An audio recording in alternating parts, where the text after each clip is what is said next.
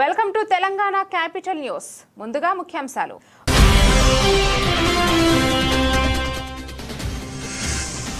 Smart మీటర్ల వలన కంపెనీలకు లాభమా ప్రజలకు లాభమా చెప్పాలి. ప్రభుత్వాన్ని డిమాండ్ చేసిన సిపిఎం రాష్ట్ర కార్యదర్శి శ్రీనివాసరావు.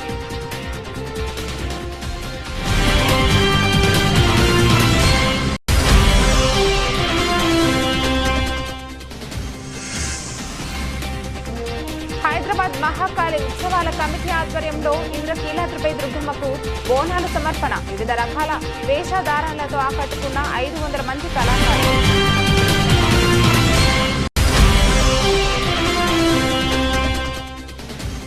టీడీపీ కేంద్ర కార్యాలయంలో సుపరిపాలనకు తొలి అడుగు పేరుతో అత్యవసర సమావేశం.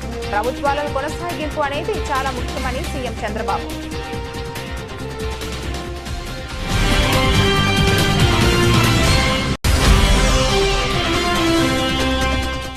రాష్ట్రంలో విద్యా వ్యవస్థ అస్తవ్యస్తంగా తయారైందనడానికి ఏపీ ఈసెట్ అడ్మిషన్లే పెద్ద ఉదాహరణ. ప్రభుత్వంపై విమర్శలు గుప్పించిన మాజీ సీఎం వైఎస్ జగన్.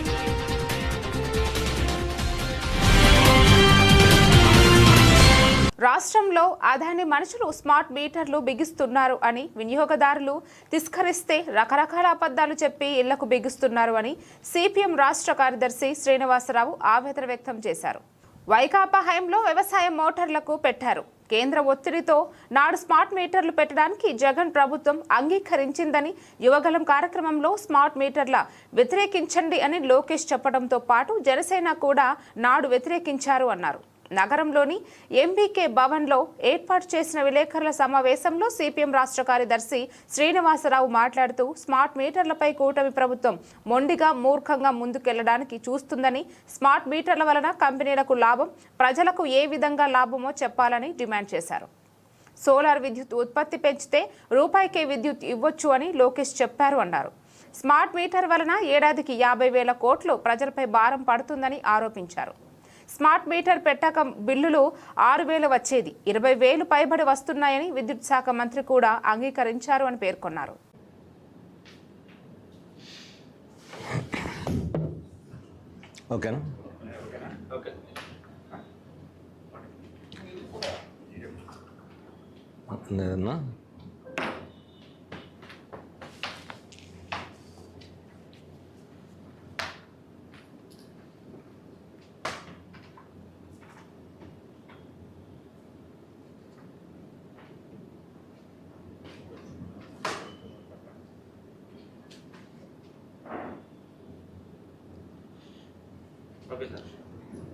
అందరికి నమస్కారం.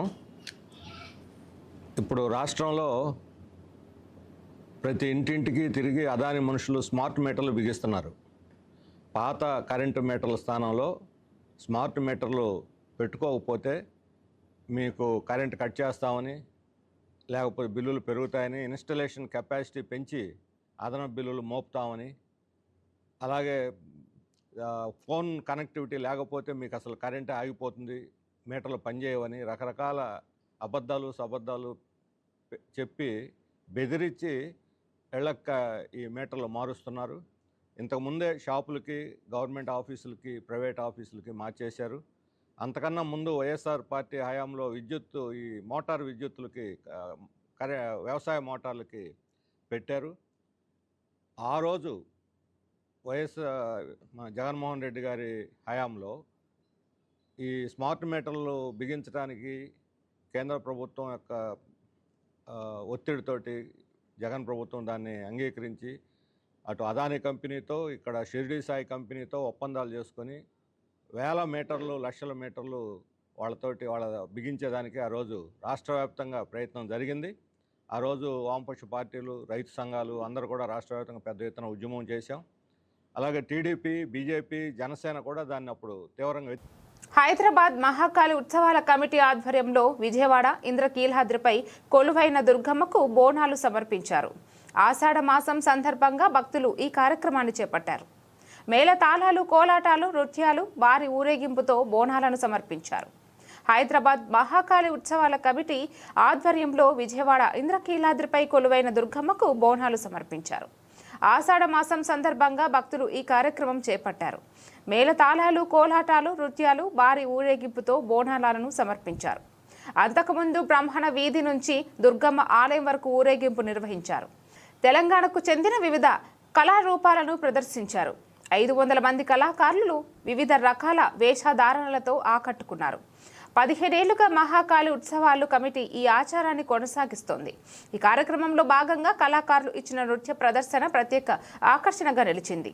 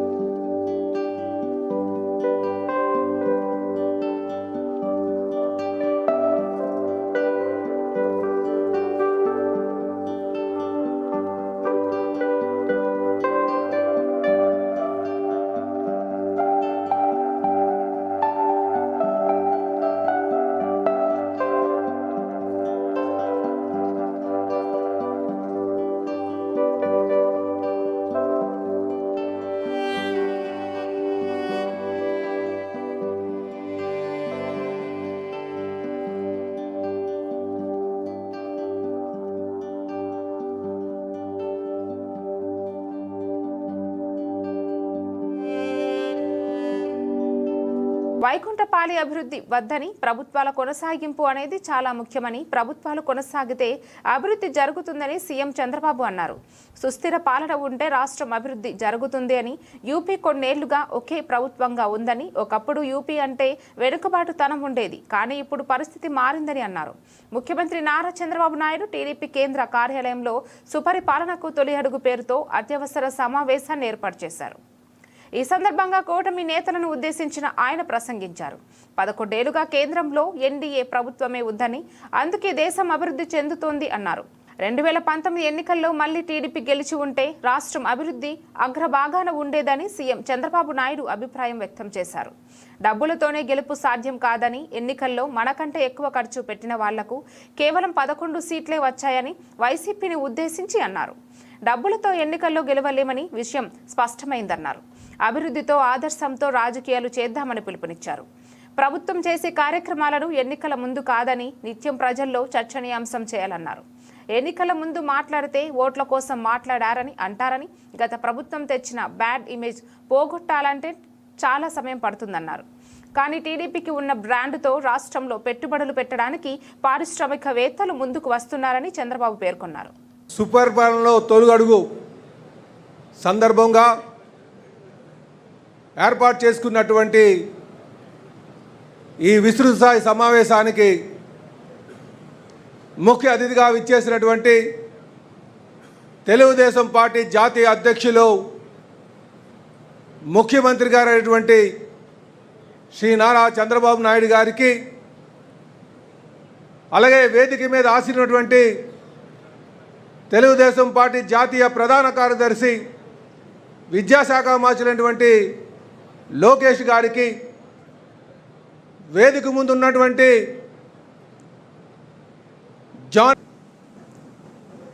తెలుగుదేశం పార్టీ రాష్ట్ర అధ్యక్షులు పల్లా శ్రీనివాస్ గారు, తెలుగుదేశం పార్టీ జాతీయ ప్రధాన కార్యదర్శి లోకేష్ గారు,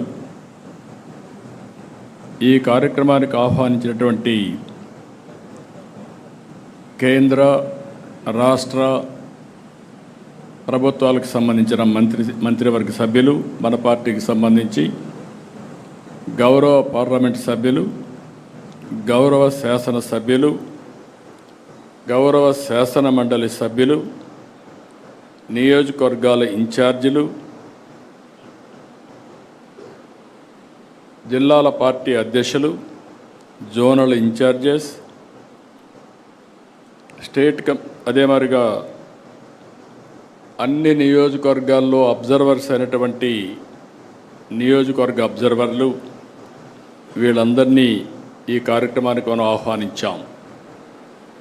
ఒక విధంగా చెప్పాలంటే ఇది ఒక ప్రత్యేకమైన కార్యక్రమం. ఫోకస్ అప్రోచ్ తీసుకోవాలనే ఉద్దేశంతోనే ఎవరైతే పదవుల్లో ఉన్న వారిని ఆహ్వానించి ఈ కార్యక్రమాన్ని ఏ విధంగా లాస్ట్ మైలుకి తీసుకుపోవాలనో మీ అందరికీ చెప్పడమే కాకుండా దీన్ని అమలు చేయడం కూడా విత్ ప్రిసిషన్ అండ్ పర్ఫెక్షన్ చేయాలనే ఉద్దేశంతోనే ఈ కార్యక్రమానికి శ్రీకారం చుట్టాం. ఈరోజు మన ప్రభుత్వం వచ్చి సంవత్సరం అయింది. ఏడాది పాలన నిర్ణయాలు, కార్యక్రమాల్ని, పథకాలని, పనుల్ని, విజయాల్ని ప్రజల్లోకి తీసుకెళ్లేందుకు సుపరిపాలన తొలి అడుగు మొన్నే తలపెట్టాం. మొదటి సంవత్సరం సుపరిపాలన తొలి అడుగు అనే పేరుతో పెట్టి మళ్ళీ ప్రజల జీవన ప్రమాణాలు పెంచడానికి, పునరంకితం కావడానికి మొన్నే ఒక వినూత్నమైన కార్యక్రమానికి శ్రీకారం చుట్టాం. ప్రజాప్రతినిధులు, అధికార యంత్రాంగం ఇద్దరు కూడా దగ్గర 2000 మందితో ఒక కార్యక్రమానికి శ్రీకారం చుట్టి ఈ సంవత్సరం ఏం చేశాం, రాబోయే సంవత్సరం ఏం చేయాలి, హైదరాబాద్లోని మహా న్యూస్ కార్యాలయంపై కొంతమంది యువకులు చేసిన దాడిని ఖండిస్తూ ఆంధ్రప్రదేశ్ వర్కింగ్ జర్నలిస్ట్ యూనియన్ ఆధ్వర్యంలో నగరంలోని ప్రెస్ క్లబ్ వద్ద దాడిని ఖండిస్తూ నిరసన తెలియజేశారు. ఈ నిరసనలో భాగంగా జర్నలిస్టు యూనియన్ నాయకులు మీడియా స్వేచ్ఛను కాపాడాలని నినాదాలు చేశారు. ఈ సందర్భంగా జర్నలిస్టు యూనియన్ నాయకులు ఎస్కే బాబు, చావా రవి మాట్లాడుతూ ప్రజాస్వామ్యంలో మీడియా కార్యాలయంపై దాడులు చేయడం చాలా దారుణమని ఆవేదన వ్యక్తం చేశారు. దాడి చేసిన వారిపై పోలీసులు కఠినమైన చర్యలు తీసుకోవాలని డిమాండ్ చేశారు. మీడియాపై దాడులు జరగకుండా కేంద్ర, రాష్ట్ర ప్రభుత్వాలు ప్రతిష్టమైన చట్టాలను తీసుకురావాలని కోరారు. హైదరాబాద్లోని మహా న్యూస్ టీవీ ఛానల్ ప్రధాన కార్యాలయంపై కొంతమంది బీఆర్ఎస్ కార్యకర్తలు దాడి చేయటాన్ని Andhra Pradesh union of working journalist అలాగే ఇండియన్ జర్నలిస్ట్ యూనియన్ తీవ్రంగా ఖండిస్తున్నది. ప్రజాస్వామ్యంలో పత్రికా కార్యాలయాలు అలాగే మీడియా సంస్థలను లక్ష్యంగా పెట్టుకుని దాడులు చేయటం అనేది చాలా నీచ సంస్కృతి. ఏ మీడియా కార్యాలయంపై దాడులు చేసినా కూడా మా Andhra Pradesh union of working journalist తీవ్రంగా ఖండిస్తూ రాష్ట్ర వ్యాప్తంగా నిరసనలు వ్యక్తం చేస్తున్నది. ఈ రోజున కూడా మరి ఏపీడబ్ల్యూజే ఆధ్వర్యంలో రాష్ట్రంలోని అనేక కేంద్రాల్లో ఈ నిరసన కార్యక్రమాలని చేపట్టడం జరిగింది. ఒక డిబేట్లో అనేక రకమైనటువంటి ఆరోపణలు, ప్రత్యారోపణలు ఇవన్నీ కూడా వస్తున్న విషయం మనందరం కూడా టీవీ డిబేట్స్లో చూస్తూనే ఉంటాం. దాన్ని నిర్వహించేవారు ఏది సహేతుకమో ఏది కాదో అన్న విషయాన్ని అక్కడే ఖచ్చితంగా ఖండిస్తే ఇంత ఘోరాలు జరగవు. కానీ నిర్వహించే వాళ్ళకు కూడా సామర్థ్యం లేకపోతుంది కొన్ని సందర్భాల్లో. అలాగే మాట్లాడే వాళ్ళు కూడా వాళ్ళ పరిధిని దాటి ఏది నోటికి వస్తే అది మాట్లాడటం అనేది అది సరైన పద్ధతి కాదు. ఏ రాజకీయ పార్టీ అయినా, ఏ మేధావులైనా, ఎవరైనా ఒక విషయాన్ని మాట్లాడేటప్పుడు ఆలోచించి 1-2 సార్లు ఆలోచించుకొని మాట్లాడవలసినటువంటి అవసరం ఉంది. కానీ ఆ విధంగా ఈ రోజున జరగట్లా. ఇది మన రాష్ట్రంలోనే కాదు, దేశవ్యాప్తంగా కూడా జాతీయ మీడియాల్లో జరిగేటువంటి డిబేట్స్లో కూడా ఇదే రకమైనటువంటి మరి మాటలు వ్యక్తం కావటం, వాళ్ళకున్నటువంటి ఒక ప్రీ నోషన్స్ తోటి మాట్లాడటం అనేది జరుగుతూ ఉంది. దాన్ని కూడా మనం జర్నలిస్ట్ సంఘాలుగా ఖండించాల్సినటువంటి అవసరం ఉంది. కాబట్టి అది సంబంధించి ఇది ఎప్పటి నుంచో వివాదం ఉంది తెలంగాణలో. దాని మీద విశ్లేషణాత్మకమైనటువంటి స్టోరీని మహాన్యూస్ ప్రచురిస్తూ ఉంది. దీనిని జీర్ణించుకోలేని బీఆర్ఎస్కు చెందినటువంటి కొంతమంది దొండగులు ఆఫీస్ మీద నేరుగా బెదిరింపులకు దిగుతూ ఇటువంటి నిజాలను కనుక మీరు ప్రచురిస్తే మేము సహించలేమని చెప్పే సంకేతాలు ఇచ్చే విధంగా ఆఫీస్ మీద నిస్సిగ్గుగా దాడి చేయటం Andhra Pradesh union of working journalist Vijayawada unit తీవ్రంగా ఖండిస్తూ ఉంది. దీనిపై ఈరోజు నిన్న సాయంత్రం నుంచే మా యూనియన్కి చెందినటువంటి అన్ని శాఖలు కూడా దీన్ని నిరసిస్తూ అనేక ధర్నాలు ప్రదర్శనలు చేస్తూ ఉన్నారు. దీనిలో భాగంగానే ఈరోజు విజయవాడలో నిరసన కార్యక్రమాన్ని చేపట్టాం. చాలా దారుణం. ఇది ఖచ్చితంగా ప్రజాస్వామ్యం మీద దాడి, భావ ప్రకటన స్వేచ్ఛని హరించే విధంగా ఒక వ్యాసాన్ని జీర్ణించుకోలేని వారు ఈ రకంగా దాడి చేయటం, బెదిరించడం అనేది దుర్మార్గం. పైగా భయానకమైనటువంటి పరిస్థితుల్లో దాదాపు ఒక 20-25 మంది దాడి చేసి ఆఫీసును ధ్వంసం చేయటం, బయట ఉన్న వాళ్ళ కార్లు కూడా ధ్వంసం చేయటం, బీభత్స వాతావరణాన్ని సృష్టించారు. దీనిని ప్రజాస్వామ్యవాదులు అందరూ కూడా తీవ్రంగా ఖండించాల్సిందిగా మేము కోరుతూ ఉన్నాం.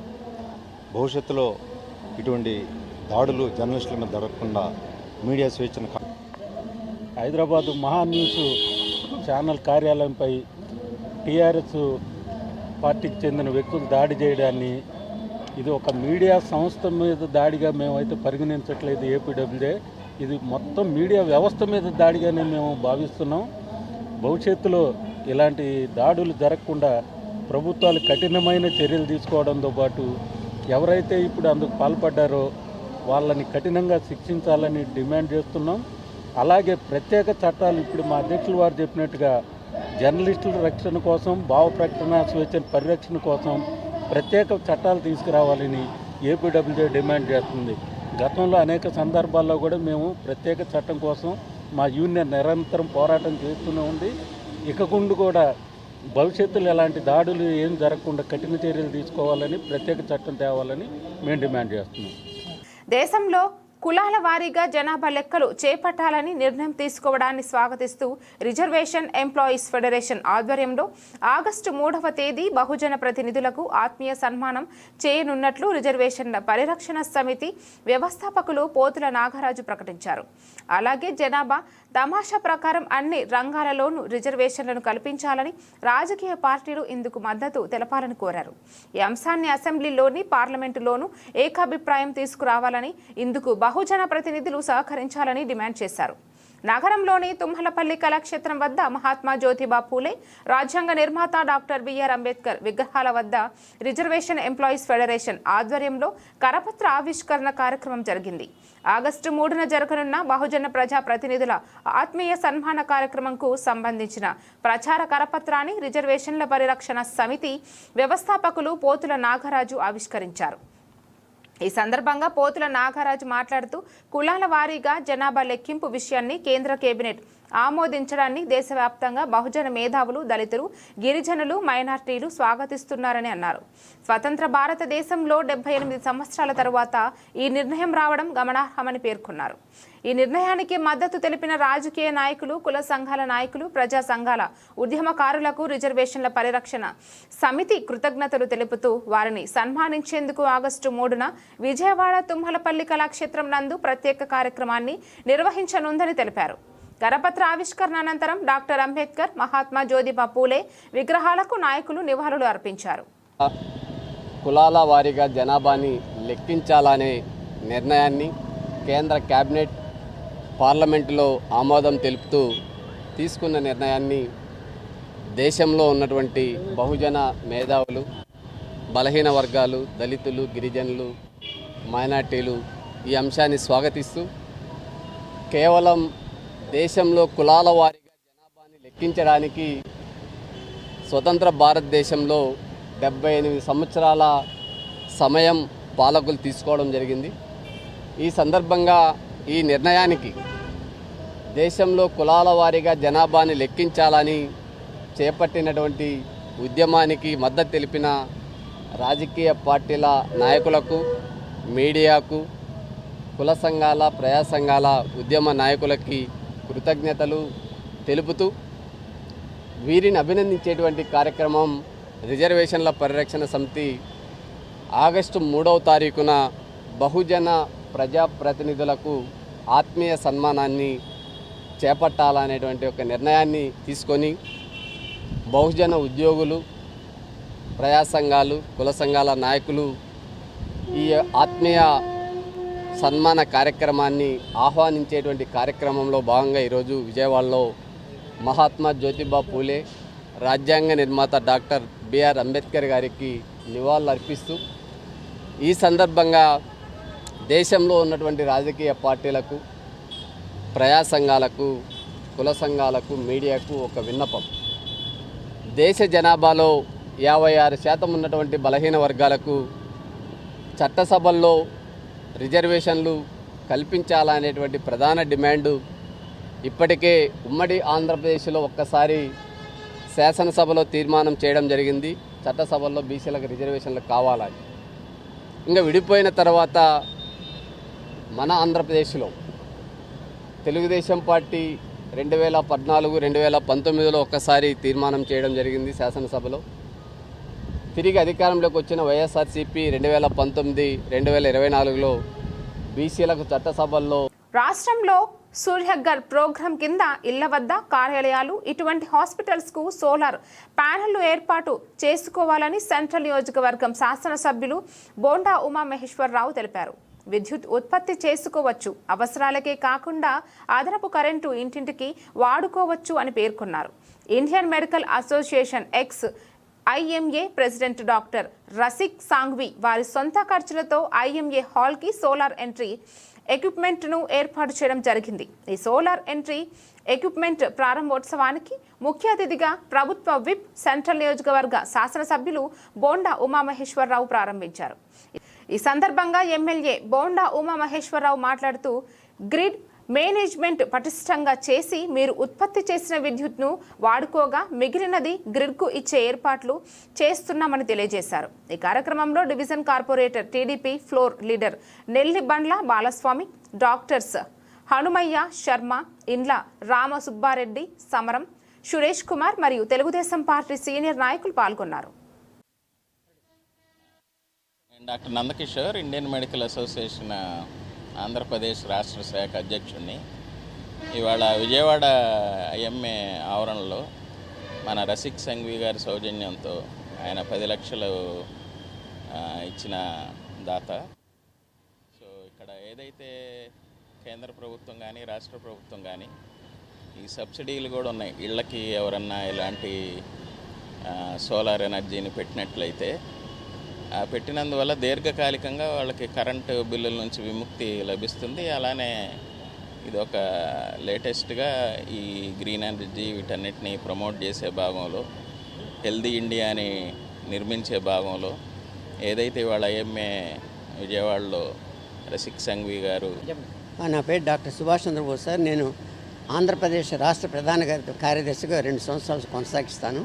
ఇంత పూర్వం మా సంఘవి గారు నాతో పాటు నేను అధ్యక్షుడిగా ఉన్నప్పుడు వీరు నాకు కార్యదర్శిగా ఉండి చాలా విషయాల్లో నాకు తోడ్పాటు చేశారు.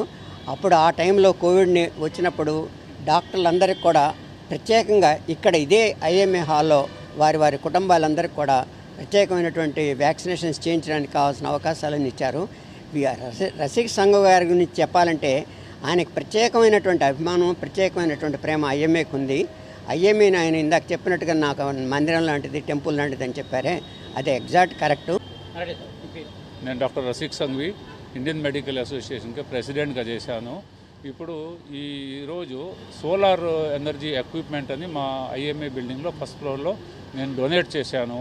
నాకు ఈ IMA వాళ్ళు ఈ అవకాశం ఇచ్చారు, అందుకనే వాళ్ళకి చాలా నేను రుణపడుతున్నాను. ఈ సోలార్ ఎనర్జీ మన ముఖ్యమంత్రి గారు చంద్రబాబు నాయుడు గారు కూడా అదే విజన్ 1999 నుంచి ఆయన చెప్తున్నారు, green energy, green ammonia, green hydrogen. కాబట్టి అదే విషయంలో మోడీ గారు కూడా అదే చెప్పారు, సోలార్ పెడితే చాలా మనకి బాగుంటుంది. ఆ దృష్టిలో పెట్టుకొని మేము మెడికల్ అసోసియేషన్కి ఈ 10 లక్షల విలువగా ఈ సోలార్ కాంప్లెక్స్ని ఇక్కడ కట్టించాము. దానిలోనే ఒక డైనింగ్ హాల్ పెట్టారు. నాతో పాటు మాకు చాలామంది నాకు ముందుకు ఇది రావడానికి చాలామంది ప్రోత్సహించారు. దాంట్లో డాక్టర్ హనుమయ్య గారు, మాకు డాక్టర్ నందకిషోర్ గారు, వీళ్ళందరూ డాక్టర్ మిస్టర్ గోపీనాథ్ గారు, లయన్స్ క్లబ్ అందరూ నాకు ఈ ప్రోత్సాహాన్ని ఇచ్చారు. కాబట్టి నాకు ఈ అవకాశం వచ్చింది, చాలా సంతోషంగా ఉంటుంది. దీనివల్ల మా ఐఎంఏకి ప్రతి నెల 10-15 వేలు మిగులుతుంది. 30 సంవత్సరం వరకు ఇది ప్రతి ప్రజలకు కూడా ఇదే నేను సందేశాలు ఇస్తున్నాను. మనకి గవర్నమెంట్ మీద లోడ్ పడకుండా గ్రీన్ ఎనర్జీ ఎన్విరాన్మెంట్ మనం కాపాడుకోవడానికి చేస్తే మనకి లాభం కూడా వస్తుంది. దానివల్ల ప్రతి నెల లాభం వస్తుంది. మా ఐఎంఏ మీద భారం కూడా తగ్గుతుంది. అదే దృష్టిలో పెట్టుకొని మా అమ్మగారి పేరు మీద కంకుబైస్ సంఘవి పేరు మీద డైనింగ్ హాల్ కూడా కట్టాం, కింద కూడా పెట్టాం. కాబట్టి నాకు ఈ అవకాశం ఇచ్చారు. నన్ను ప్రెసిడెంట్ చేశారు, సెక్రటరీ చేశారు, జాయింట్ సెక్రటరీ అన్నీ నేను ఐఎంఏలో ఉన్న పోస్ట్ చేశారు. నేను ఇప్పుడు నా వంతుగా మా ఐఎంఏ మీద నాకు ప్రేమ బాగా ఉంది. ఐఎంఏ అంటే నాకు టెంపుల్, మందిరం. ఇక్కడ చాలా నేర్చుకున్నాం, పెద్ద పెద్ద వాళ్ళతో కలిసాం. పెద్ద పెద్ద వాళ్ళు డాక్టర్స్ బయట నుంచి కూడా వచ్చారు, వాళ్ళతో కూడా నేను కలిసాం. కాబట్టి నాకు ఇప్పుడు మనసులో ఉండేది మన ఐఎంఏ కోసం చేయాలి. కాబట్టి ఇవాళ బండమ్మ గారు వచ్చి వాళ్ళ చేతలో ఓపెనింగ్ అయింది. చాలా సంతోషపడుతున్నారు. నాకు ఈ అందరూ అవకాశం ఇచ్చారు కాబట్టి చాలా చాలా చాలా ధన్యవాదాలు చెప్తున్నాను. ఇంద్రకీలాద్రిపై కొలువైన కనకదుర్గ అమ్మవారిని దేవాదాయ శాఖ మంత్రి రామనారాయణ రెడ్డి దర్శించుకున్నారు. ఆషాఢ మాసాన్ని పురస్కరించుకుని హైదరాబాద్ ఉమ్మడి దేవాలయాల ఊరికింపు కమిటీ వారి ఆధ్వర్యంలో విజయవాడ కనకదుర్గ అమ్మవారికి బంగారం బోనాన్ని సమర్పించే ఊరేగింపు కార్యక్రమంలో మంత్రి ఆనం పాల్గొన్నారు. కొండపైన దుర్గమ్మ వారికి బంగారు బోనం సమర్పణ చేసిన హైదరాబాద్ ఉమ్మడి దేవాలయాల ఊరేగింపు కమిటీ సభ్యులు 500 మంది కళాకారులు విచిత్ర వేషాలు, పోతురాజులు, డప్పులు, కోలాటాలతో బ్రాహ్మణ వీధి నుంచి ఘాట్ రోడ్డు మీద దుర్గమ్మ చెంతకు చేరుకున్న బంగారు బోనం.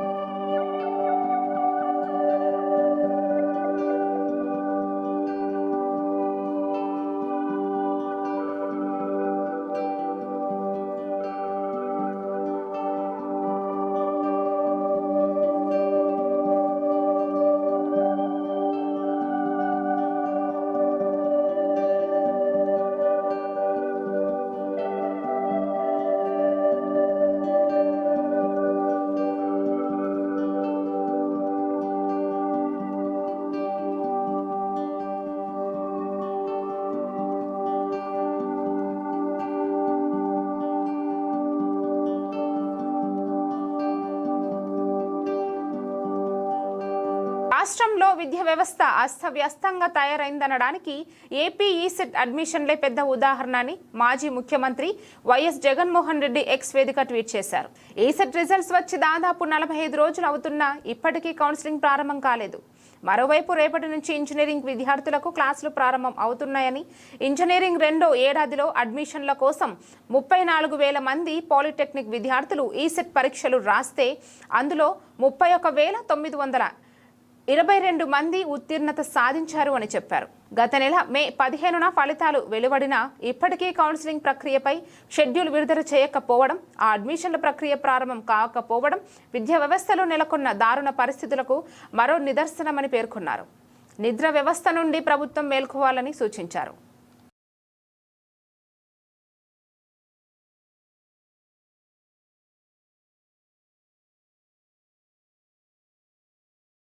వార్తలు ముగించే ముందు మరోసారి ముఖ్యాంశాలు.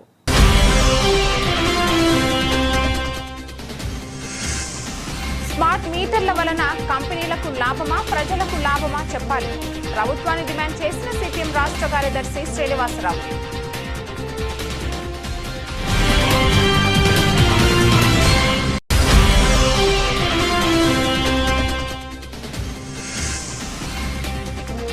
హైదరాబాద్ మహాకాళి ఉత్సవాల కమిటీ ఆధ్వర్యంలో ఇంద్రకీలాద్రిపై దుర్గమ్మకు బోనాల సమర్పణ. వివిధ రకాల వేషధారణలతో ఆకట్టుకున్న 500 మంది కళాకారులు.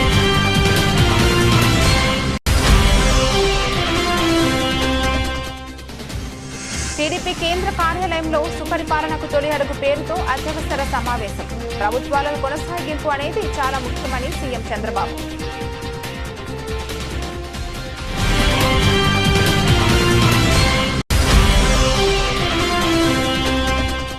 రాష్ట్రంలో విద్యా వ్యవస్థ అస్తవ్యస్తంగా తయారైందనడానికి ఏపీ ఈసెట్ అడ్మిషన్లే పెద్ద ఉదాహరణ.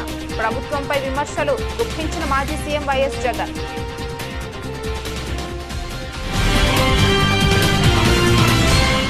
ఈ వార్తలు ఇంతటితో సమాప్తం. తిరిగి రేపటి వార్తల్లో మళ్ళీ కలుద్దాం. అంతవరకు సెలవు.